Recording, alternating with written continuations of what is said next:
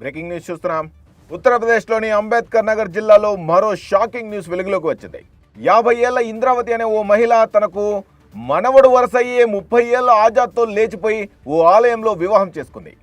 ఇంద్రావతి 4 పిల్లల తల్లి. ఆమె ఒక కుమార్తె వివాహమైనప్పటికీ ఆమె తన భర్త చంద్రశేఖర్ పిల్లల్ని వదిలి ఆజాద్తో పారిపోవాలని నిర్ణయించుకుంది. ఈ సంఘటన తాండా తహసీల్లోని బస్టారీ పోలీస్ స్టేషన్ ప్రాంతంలోని ప్రతాప్పూర్ బెల్వారియా గ్రామంలో చోటు చేసుకోగా ఇప్పుడు రాష్ట్రంలో చర్చనీయాంశంగా మారింది. ఇంద్రావతి చాలా కాలంగా ఆజాద్తో ప్రేమ వ్యవహారం నడుపుతోంది. ఆజాద్ ఇంద్రావతికి మనవడవుతాడు.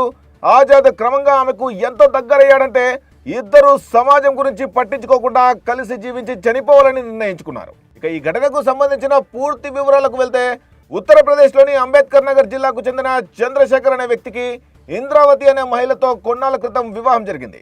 అయితే ఇది చంద్రశేఖర్కు రెండో వివాహం అని తెలుస్తోంది. అయితే చంద్రశేఖర్ పని నిమిత్తం తరచూ క్యాంపులకు వెళ్ళేవాడు. ఇక భార్య ఇంట్లో ఉండేది. ఒక బంధుత్వం పరంగా మనవడు వరుసయ్యే ఆజాద్ కూడా అక్కడే నివసించేవాడు. ఈ నేపథ్యంలో ఆజాద్ అప్పుడప్పుడు ఇంద్రావతి వాళ్ళ ఇంటికి వచ్చేవాడు. దీంతో వారి మధ్యనున్న బంధుత్వం క్రమంగా ప్రేమగా మారింది.